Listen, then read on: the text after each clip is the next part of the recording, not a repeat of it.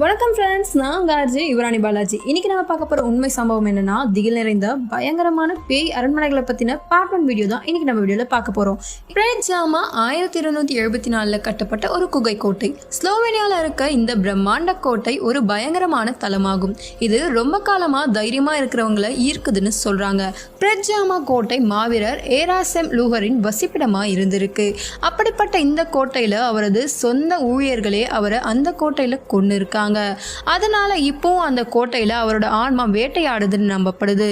நியூசிலாந்தில் கட்டப்பட்ட லார்னாச் கோட்டைக்குள்ள பல அமானுஷ்ய விசாரணைகள் நடந்திருக்கு.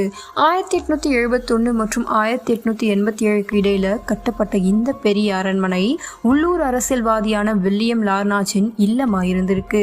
அந்த கோட்டைக்கு பெருமை சேர்க்கிற விதமா அந்த கோட்டையில ஒரு பால்ரூம் இருந்திருக்கு. அந்த கோட்டையில 26 வயசுல டைபாய்டு நோயால இருந்த லார்னாச்சின் மகள் கேட் மூலியமா பேய் பிடிச்சிருக்குன்னு சொல்லப்படுது. ஹவல்ஸ்கா கோட்டை கட்டப்பட்டதன் பின்னணியில் உள்ள கதையே பயங்கரமானது. அங்கே நீங்கள் சமையலறையில் கோட்டைகளை பார்க்க முடியாது. ஏன்னா கோட்டை தரையில் இருக்க ஒரு பெரிய துளையை மூலமாக வச்சு கட்டியிருக்காங்க. அதை மக்கள் நரகத்தோட நுழைவாயில்னு சொல்கிறாங்க.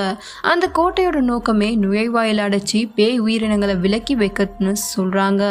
அங்கே பல பேய்கள் கோட்டையோட சுவருக்குள்ளே சிக்கி இருக்குன்னு மக்கள் நம்புகிறாங்க. பிரிட்டனில் பேய் பிடித்த கோட்டைன்னு சொல்லப்படுற சிலிங்காம் கோட்டை நிலவரங்கள் நிறைந்த பல சித்திரவத கதைகளோட தொடர்புடன் இருக்குன்னு சொல்லப்படுது. உள்ளூர் வாசிகள் ஒரு நீல பையன், வெள்ளை பெண் மற்றும் ஒரு பெண் மேரி பர்க்லின் போன்ற பயங்கரமான கதையெல்லாம் சொல்கிறாங்க. அந்த கோட்டையோட சிறப்பு விருப்பம் இருக்கவங்க நடந்து போய் பேய் சுற்றுலா பார்க்கலான்னு சொல்லியிருக்காங்க. ஹீமேஜி கோட்டை ஜப்பான்ல இருக்கு. ஜப்பான் பேய்தலங்களில் புகழ்பெற்றது. அதில் ஒன்று தான் ஹீமேஜி கோட்டைன்னு சொல்கிறாங்க.